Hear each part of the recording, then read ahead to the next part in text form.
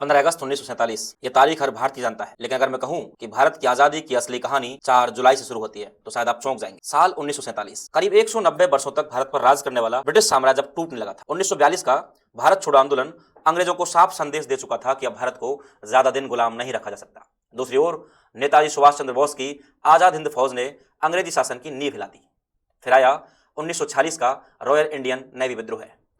जब मुंबई से शुरू हुई बगावत देश के कई हिस्सों तक फैल गई, पहली बार अंग्रेजों को महसूस हुआ कि अगर भारतीय सैनिक उनके साथ नहीं रहे तो भारत पर शासन करना असंभव हो जाएगा। उधर द्वितीय विश्व युद्ध ने ब्रिटेन की आर्थिक और सैन्य शक्ति को भी बुरी तरह कमजोर कर दिया था। ऐसे हालात में भारत के अंतिम वायसराय लॉर्ड माउंटबेटन ने 3 जून 1947 को एक योजना पेश की, जिसे इतिहास माउंटबेटन प्लान के नाम से जानता है। इस योजना में भारत के विभाजन और सत्ता हस्तांतरण का प्रस्ताव रखा गया और फिर तारीख थी 4 जुलाई 1947, आज का दिन।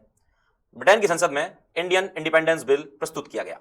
यह वही विधेयक था जिसने तय किया कि ब्रिटिश शासन समाप्त होगा, भारत और पाकिस्तान 2 स्वतंत्र डोमिनियन बनेंगे और सत्ता भारतीय नेताओं को सौंप दी जाएगी। सिर्फ 14 दिन बाद 18 जुलाई 1947 को ब्रिटेन के सम्राट जॉर्ज सस्टम ने इस विधेयक को रॉयल एसेंट दे दिया। अब इतिहास की घड़ी चल चुकी थी और फिर बारी आई 15 अगस्त 1947 की आधी रात की, जब भारत ने सदियों की गुलामी की बेड़ियां तोड़कर स्वतंत्र राष्ट्र के रूप में नई सुबह का स्वागत किया। 15 अगस्त हमारी आज़ादी का महोत्सव है, लेकिन 4 जुलाई वो दिन है जब उस आज़ादी को कानून का रूप दिया गया। इतिहास सिर्फ तारीख याद रखने का नाम नहीं, बल्कि उन फैसलों को समझने का नाम है जिन्होंने एक राष्ट्र का भविष्य बदल दिया। 4 जुलाई 1947 वह तारीख जिसने 15 अगस्त 1947 की सुबह लिखी।